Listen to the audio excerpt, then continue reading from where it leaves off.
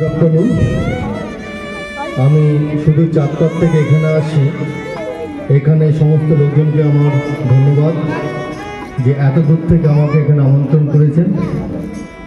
আর এখানে লোকজনকে আমি আন্তরিকভাবে আরও ধন্যবাদ জানাই, যে সমস্ত দারিদ্র পরিবারের গরিব সম্পন্ন ঘরের লোকজনদেরকে ডেকে বস্ত্র বিতরণ করছে এই শীতের মধ্যে।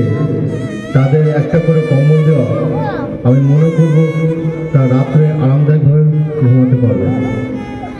আমি এখানকার সমস্ত লোকজনদের আন্তরিকভাবে ধন্যবাদ জানাই, যারা এই চাঁদপাড়া ডিফেন্স একাডেমির প্রবন্ধকে এখানে আমন্ত্রণ জানিয়েছে যে কিছু বলার জন্য। এখানকার যে সমস্ত ছেলেমেয়েরা পড়াশোনা করেছে, বড় হয়েছে, কিন্তু চাকরি বাকরি পাচ্ছে না,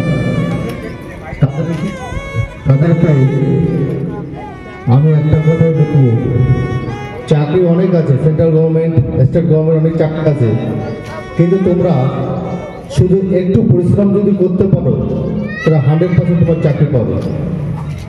অনেক ছেলেমেয়েরা পড়াশোনা করে তো বড় হয়েছে, কিন্তু অনেকে জানে না চাকরি লাইন কত দূর, কত বয়স থেকে শুরু হয় আর কোথায় গিয়ে শেষ হয়।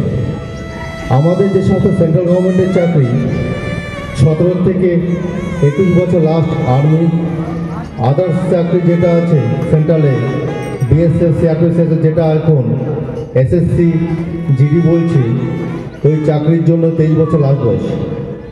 যে সমস্ত ছেলেমেয়েরা ভাবছো আমরা গ্র্যাজুয়েশন করব, এমএ করব, এমবিএ করব, তারপর যদি আমরা ডিফেন্স লাইনে যদি যেতে চাই, তাহলে এরা তোমার ভুল ভাবছো।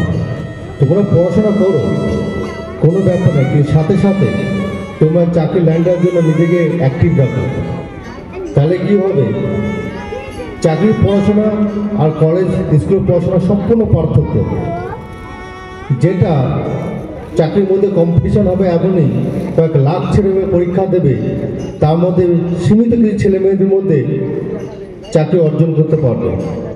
এখন সেন্ট্রাল গভর্নমেন্টের যে কোনো চাকরি ঢুকে আপনার 40,000 টাকা পেমেন্ট, স্টেট গভর্নমেন্টে যদি ঢোকেন তবুও 30 থেকে স্টার্টিং।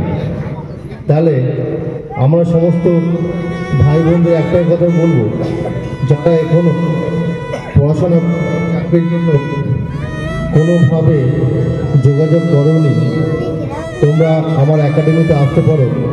ওই সমস্ত এখানে যদি অনেক যদি গরিব ভাই বোন থাকে, তাদের আমি ফিজিক্যাল ট্রেনিং একবারে ফ্রি করাবো, 1 পয়সা নেব না। সঙ্গে আমি এটা বলে যাবো এই মঞ্চ থেকে, এখান থেকে যদি তোমরা একটুখানি ট্রাই করো, একটুখানি চেষ্টা করো, তাহলে আমার মনে হয় তোমরা 100% জীবনে সাকসেস হতে পারবে আর চাকরি অবশ্যই পাবে। এই বলে এই মঞ্চে উপস্থিত সমস্ত কর্মকর্তা আর আমার সিনিয়রদের সবাইকে আমার আন্তরিকভাবে ধন্যবাদ জানাই। এই বলে আমি আমার বক্তব্য এখানে শেষ করছি। নমস্কার।